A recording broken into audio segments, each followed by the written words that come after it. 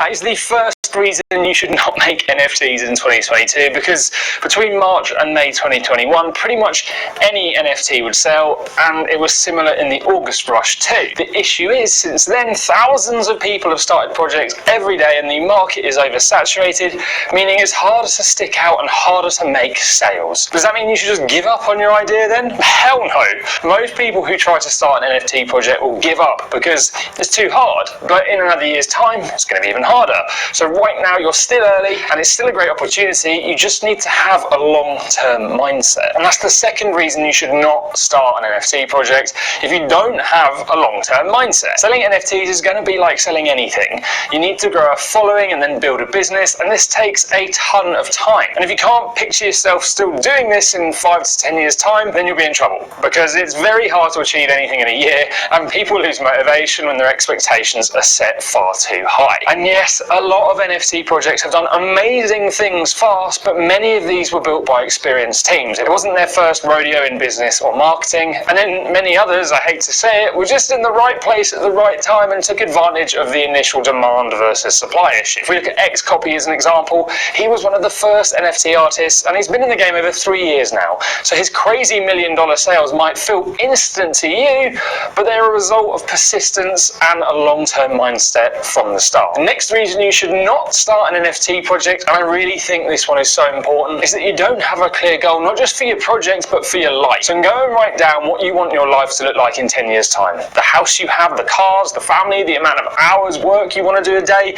the holidays you have, and draw out your dreams. And then work out your 5-year goal, your 3-year, and your 1 year. Congratulations! You now have a map that is going to help keep you focused on what really matters. When you need to make a decision about your project and you're unsure what to do, ask yourself which decision is going to help me hit my goal fastest or best, and then you'll find things suddenly get a lot clearer. Not only that, but you're going to have something to strive for, and these goals will keep you motivated through the tough times, because I guarantee there's going to be some. I also consistently see that when people have clear and ambitious goals that are written down, they don't just hit them, but they hit them early. The next reason you shouldn't make NFTs is if you've just entered the space. Now, by all means, go and mint something and play with the technology, but don't try and launch anything bigger straight away. This space moves faster than anything I've ever seen before. In 9 months, it's transformed multiple times, and I'm not actually sure anyone right now can accurately call where it will end up going. You need to understand gas fees, the community, learn who the movers and shakers are, watch how other projects do things and how they fail.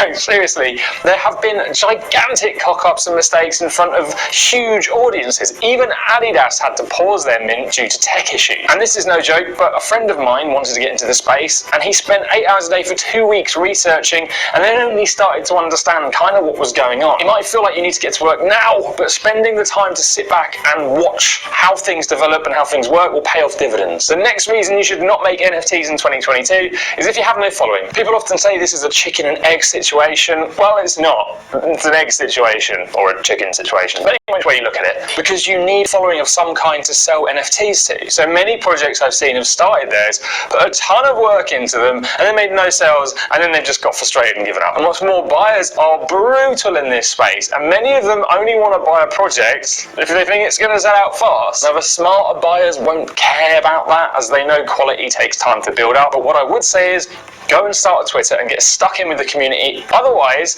there are big opportunities on TikTok right now. I'm actually seeing kids get a ton of traction with really basic NFT videos, and although it's not currently where the community is in the same way as Twitter, you can still get in there early, and I think it's going to grow. And then when you spend time in the space and have started to build this community, maybe then it's time to start building your project. Now, the next reason you should not start an NFT project is if you have thin skin. I cannot believe how brutal the buyers are in this space, and that's mainly because there's a lot of get-rich-quicker-nights out there who only care about fast profit. And if your NFT doesn't go up in value, or worse, goes down, you will most likely get a lot of complaints. And some of the dumbest comments you'll ever see, like, "Can't the devs make the floor price go up?" People have come to expect floors that only go up, and they want projects to stack on utility after utility. But I think once the Luddites will move on, that mentality will do too. The thing is, this is going to be a massive mental stress. Trying to reason with these people is going to be tricky. Kid 8, who made millions in 2020, 2021, so you wouldn't go back and do a 10k drop again for all the reasons I've just stated. Now the next reason is gas. Although you can sell NFTs for pretty much nothing, you need some kind of crypto to do so, and right now Ethereum is still the front runner for NFTs, and buyers seem to really want NFTs on Ethereum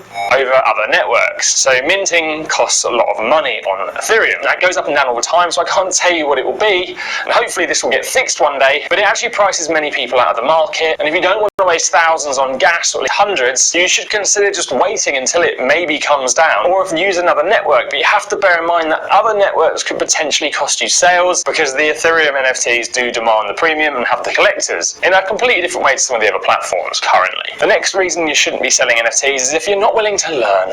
Everyone right now is a beginner, and due to the Dunning-Kruger effect, which is this graph here, you pretty much have lots of beginners. There they are. And then a ton of these people here.